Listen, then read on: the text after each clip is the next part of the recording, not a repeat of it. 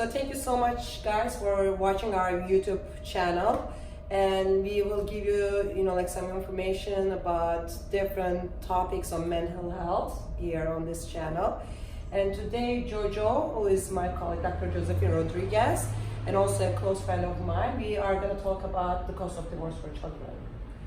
So you have both personal and professional experience. So how do you want to start this conversation? It's not an easy one, I know, but how do you want to start that? So I realized that nothing is more difficult than a child being separated from a parent, especially through divorce, when all the power is taken from them and this decision is made by their parents. That's so true, yeah.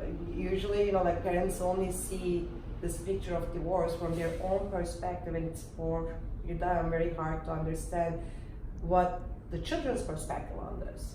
So how do you think they can help? So what would you advise, or how would you guide? So I guess first it's important for them to understand it's natural for the child to miss the parent and question why they've been separated. It's natural for them to feel hurt and angry and upset by the separation. So how do parents navigate this emotional terrain when it's hard for them themselves and what they're going through? Yeah, but usually, when parents get these kind of questions or the reactions from children, they kind of take it personal, right? So they feel like, okay, then I have to say the right thing, I have to do the right thing. Is there really a right thing to say or a right thing to do? So how do they navigate those emotions? How do they make it a smooth transition for children moving from parent together household to parents separated household?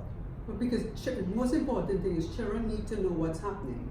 They need to know how they'll be affected by the separation, which parent they're going to be with. They need to know the details. How are they being picked up and dropped off to school? Where they're spending their weekends? What is the arrangement the parents make? A lot of times parents make this arrangement and the children don't know. They're just told, go here and go there. They need to be a part of that decision-making process. It's important for them to feel empowered. Yeah, but also some parents may question whether, for young children, if they are mature enough or old enough to, hear the story of divorce or really accept what is going on in their lives. How do we expect them to react? So you expect children to be angry, hurt, frustrated, and in a lot of pain. Nothing sweet so far, huh? No, Those are tough emotions.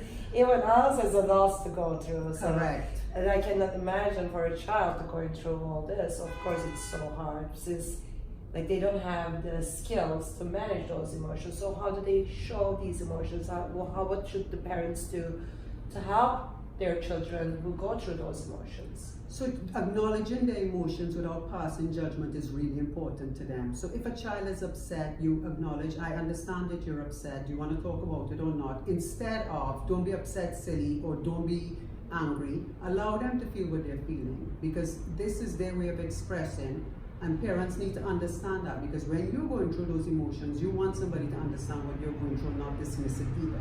Mm-hmm. And you know what, I'm going to share a story with you. A friend of mine, she was going through a divorce, and the complete opposite has happened with, them. So the child started to act perfectly. His grades went up, he was listening, mommy and daddy at all times. He was behaving too perfect, to be honest, for a 6-year-old.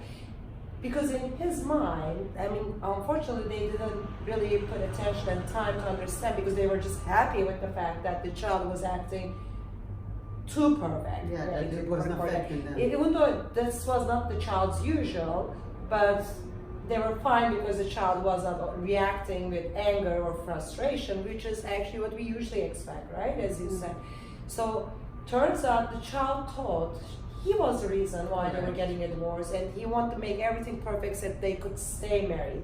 So don't assume that just because your child, is not going through all these angers, or frustrations or, resentments, that your child is not being affected by it. So it could be in so many different forms, I assume, right? Yes, and when you see the child changing or the behavior is changing, you take appropriate action, you have conversations with them, you be honest with them, so they don't blame themselves, so they realize it's about mom and dad, not about them, and the parents' love for them haven't changed.